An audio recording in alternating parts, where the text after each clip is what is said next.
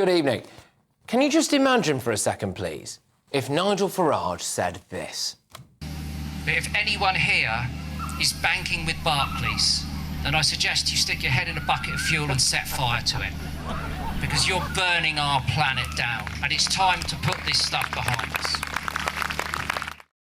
That was occasional BBC presenter Chris Packham there, telling people to essentially set themselves on fire if they dare bank with Barclays. Now, if Farage or anyone on the right had said that about any other group of people, they'd be in handcuffs and looking at a few years in prison, wouldn't they? Now, I don't actually want him to go to prison, all right? Unlike the government, I believe in free speech. But it's another blatant double standard, isn't it? Now, if this was the other way round, it would be front page of The Guardian, rolling news coverage. But for lovely lefty tree hugger Packham, the only pickup it gets is the country squire. Yeah, that's right. There it is. Is that language not potentially quite likely to incite harm to others? Is that not extreme rhetoric? Will he face any prosecution? Obviously not. He's one of the good guys, isn't he? Now, Packham's got form. He sailed close to the wind with this Channel 4 documentary. It's time to make up my own mind and decide if I think it's time to break the law. No government, no major political party has ever significantly addressed the issue. They haven't been listening to us, the climate activists. He also interviewed now jailed Extinction Rebellion founder Roger Hallam, and it all got a bit weird. Can I be cheeky? You can be as cheeky as you like. You do something and end up getting banged up. Me? Yeah. Get arrested? No, you get banged up. In prison? Yeah. Because people need inspiration. And we know there's a handful of people in British public life who people enormously respect, and you're one of them. If you can convince me, right, that that's the best thing to do, then that's on my agenda. Yeah. There's no question of that. Yeah. That is the same Roger Hallam who said this.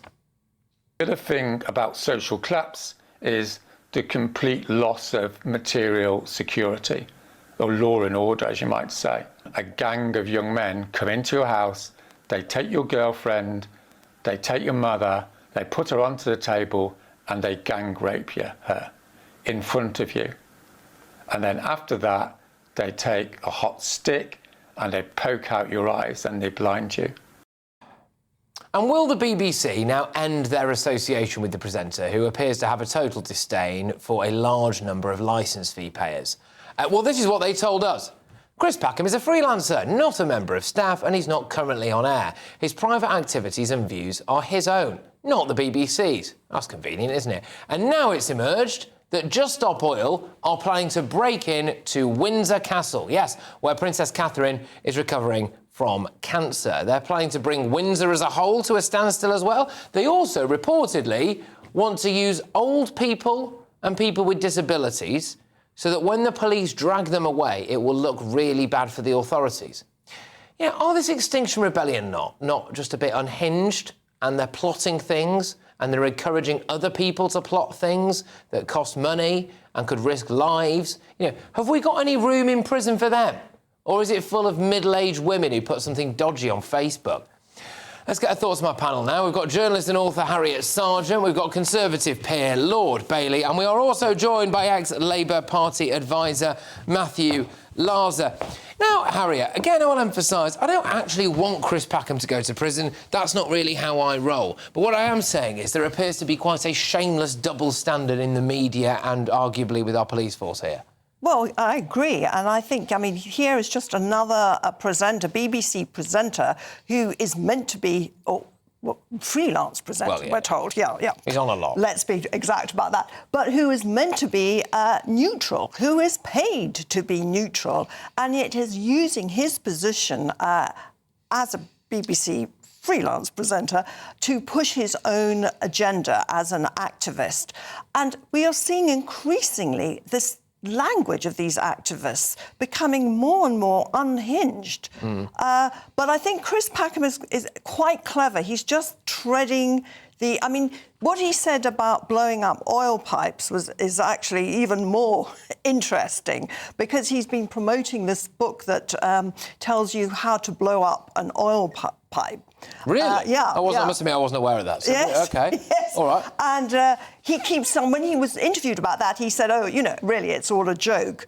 But actually, the book itself is quite serious. I mean, you look at the book it's a quite serious thing on how to do this. So he's treading a very delicate line here. OK, all right. Well, obviously, Chris Packham is not here to defend himself against that particular allegation, but, Sean, if Nigel Farage, or you, or anyone, really, on the right, had said something along the lines of that, if you support refugees, you should dip your head in a bucket of petrol and set it on fire because this country's going to go to hell in a handcart, or something like that, then that would have been wall-to-wall coverage. The Farage riots would have been back, you'd have been a far-right lunatic. But, Chris Packham says it, and it just gets picked up in the country squire.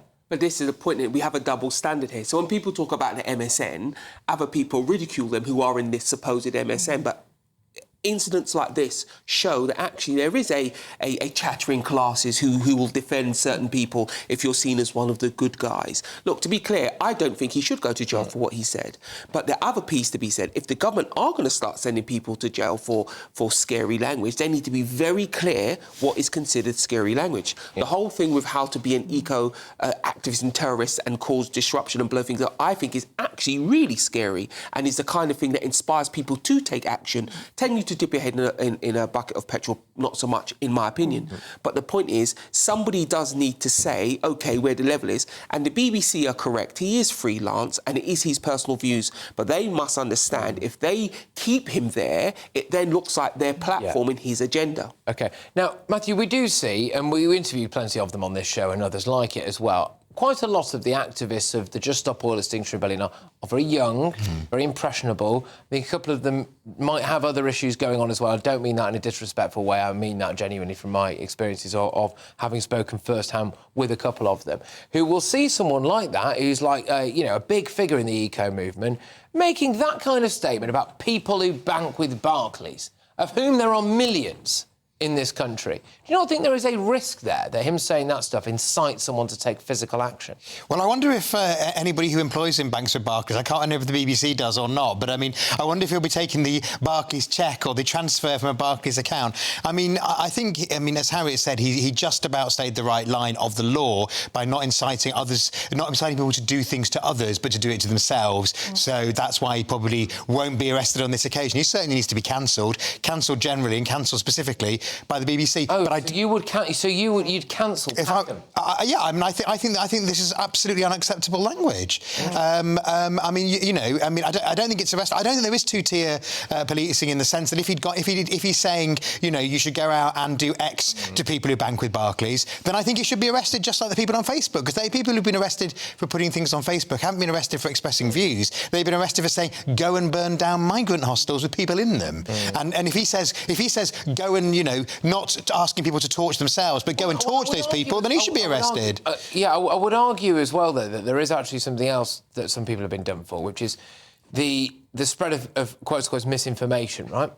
And if he is there saying, that this is what's going to happen to all of us, i.e. saying that, Barclays is in some way responsible for us all basically being incinerated by climate change. That's quite dubious information. There is a misinformation angle to it, essentially, Harriet. Yes, I think that's absolutely true. The other thing I found quite disturbing listening to an interview by him was this whole thing that ethics trumps the law, and that if you feel that your ethics are under threat, as eco-terrorists do, that gives you absolute permission to break any law.